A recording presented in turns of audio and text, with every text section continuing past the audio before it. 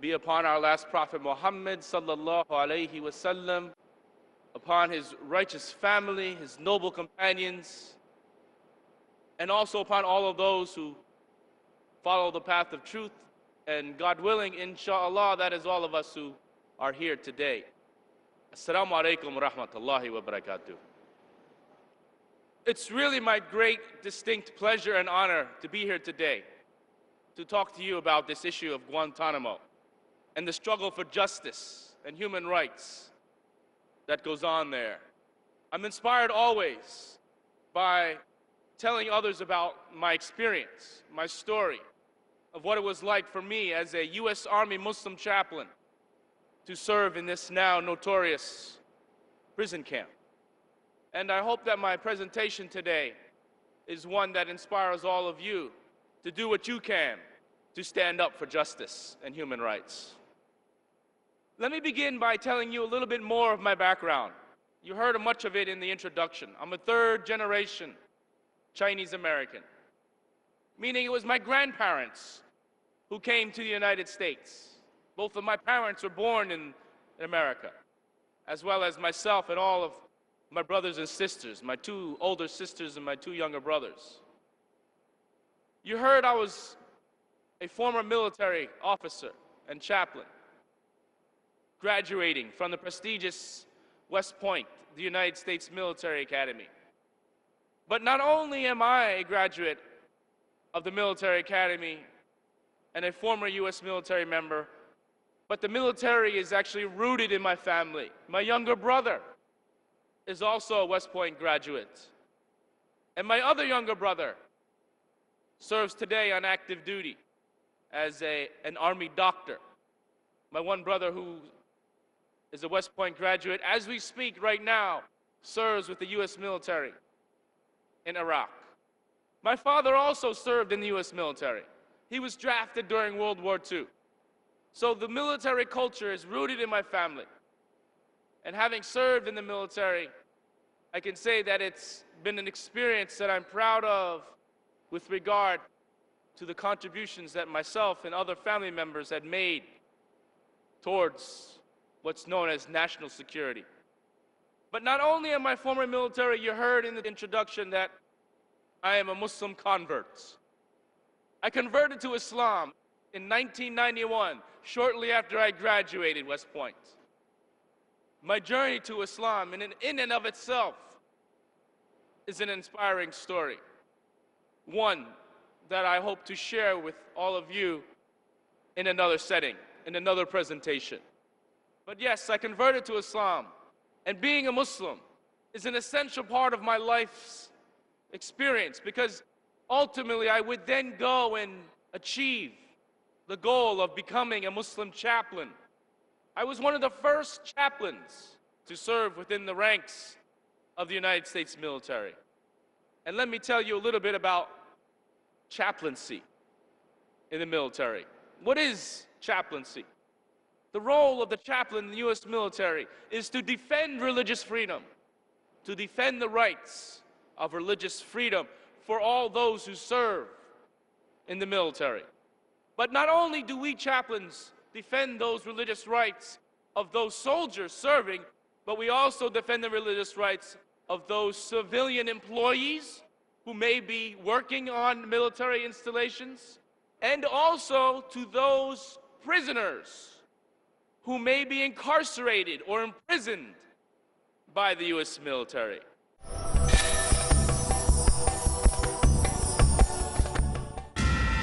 Explore the options. Match the qualities. Assure the success. What happens at school, or more specifically, what happens inside the classroom. Good qualities of classrooms: interactive, challenging, collaborative, distributive focus, student-centered. Let's together examine the quality of education that is provided to our children.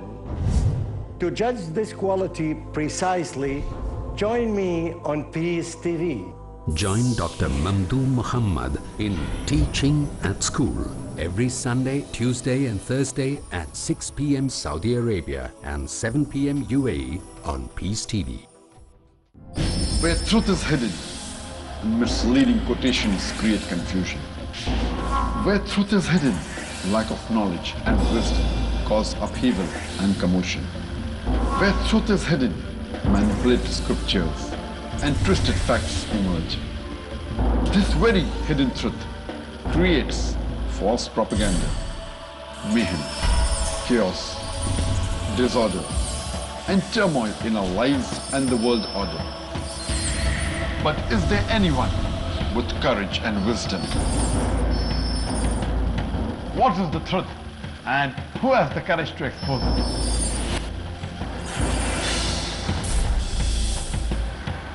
Because it's your right to know the truth. Watch Truth Prevail and Lies Perish in Truth Exposed by Dr. Zakir Naik, next on Peace TV.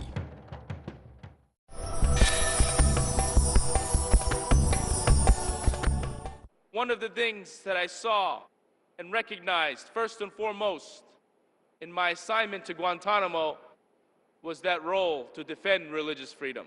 I became a Muslim chaplain in January of 2001 after having converted to Islam, learning a little more in depth about the faith, even studying a little bit of the Arabic language to be able to recite the Holy Quran in its classical form. I then returned to the U.S. Armed Forces as a Muslim chaplain in 2001, January. 2001, the world knows what happened in that year, in September. September 11th, 2001. The tragic attacks on the World Trade Center and on the U.S. Pentagon happened on September 11th. At that particular time, I was a Muslim chaplain serving in the U.S. Armed Forces.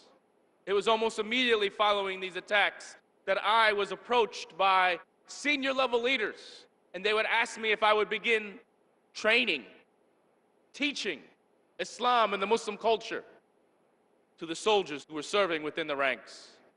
I would hold lessons, briefings, lectures about Islam, educating those troops. I would begin to receive praise and recognition as someone who was building bridges of understanding, helping these young men and women become better soldiers. I look back on that experience now and speculate that I was asked to do this job because senior level leaders in the military knew following 9/11 that soldiers of the U.S. military were going to be deployed, sent to Muslim nations, Muslim countries like Afghanistan, like Iraq, and like the many other Muslim nations where you find U.S. troops deployed to today. But nevertheless, in carrying out this duty, I educated troops about Islam and the faith that I converted to. That praise and recognition came from the highest levels in the Pentagon, in the State Department. And I believe it was that praise and recognition that I received in the immediate post-9/11 aftermath that landed me the assignment in Guantanamo Bay, the prison camp where hundreds of prisoners have been held in this so-called war on terror. In fact, every prisoner that has been held in Guantanamo has been a Muslim. Every prisoner that has been held by the U.S. military in Guantanamo has been Muslim.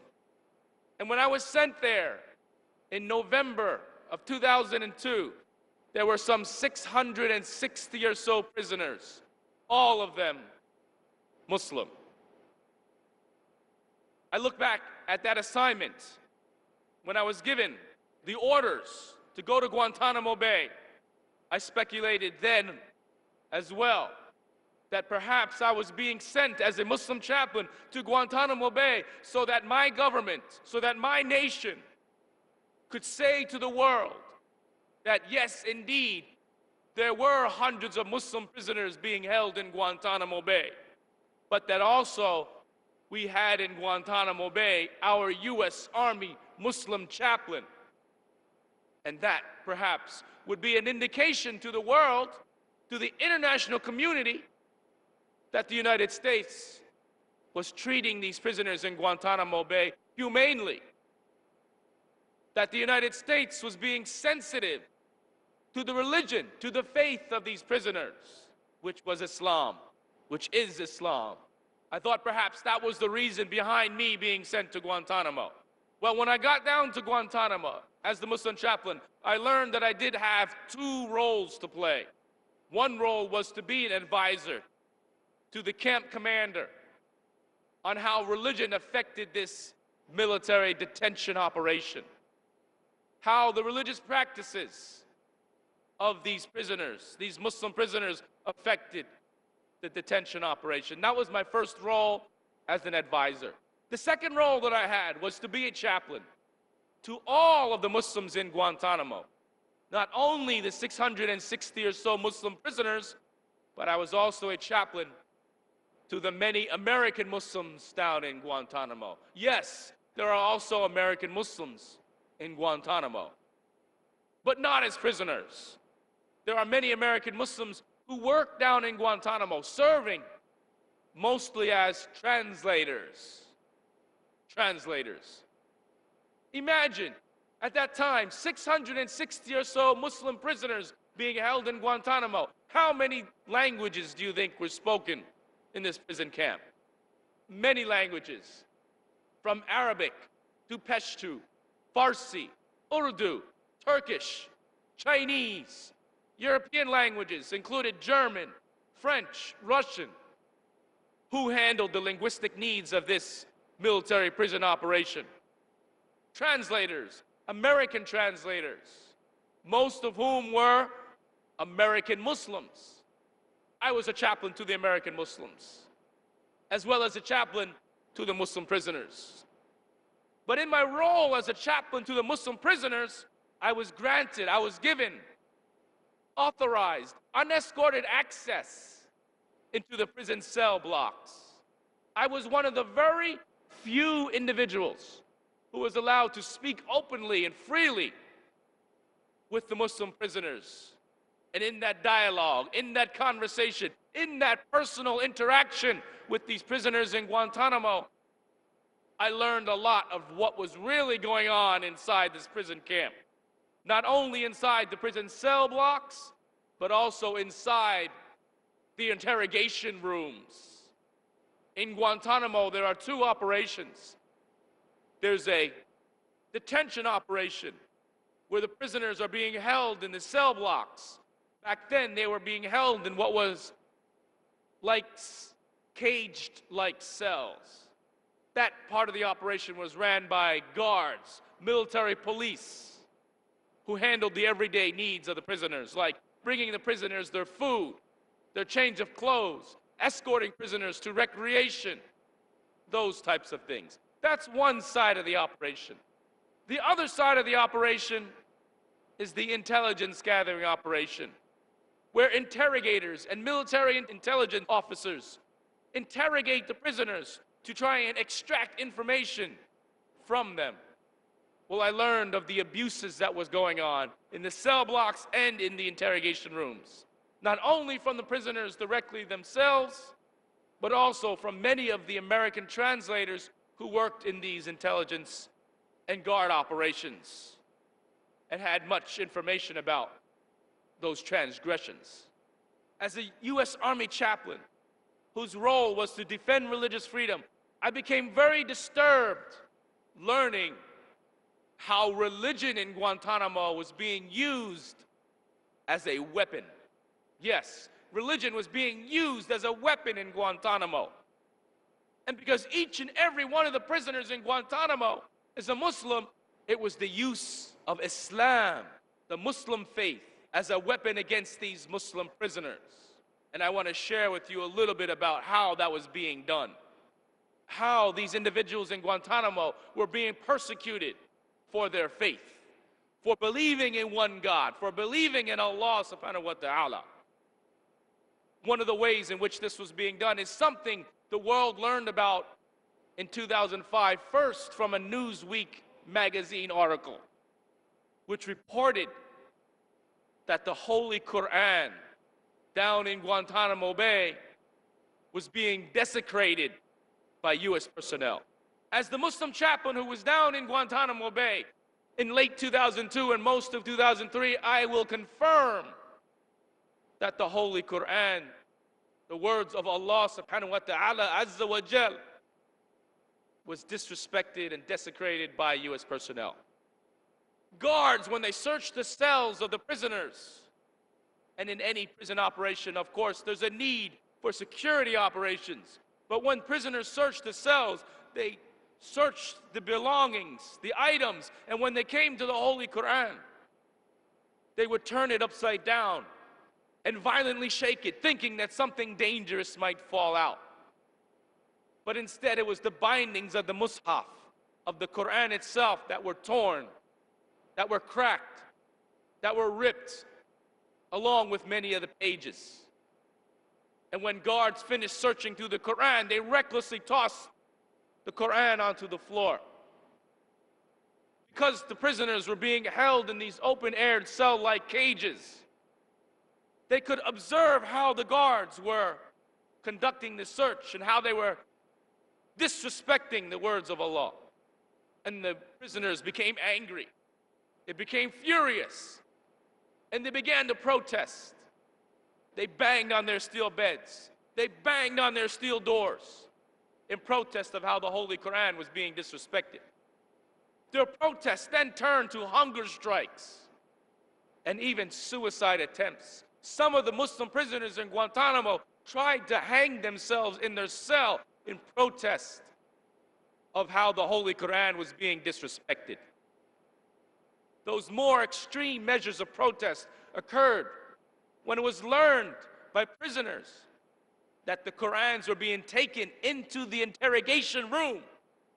And as a Muslim prisoner sat shackled in his chair at the wrists, waist, and ankles, an interrogator would take the Quran and slam it in front of him on the floor, stamp on it, kick it, even sit on it. Later, there were investigations that were carried out into abuses towards the Holy Quran, conducted by the U.S. military itself.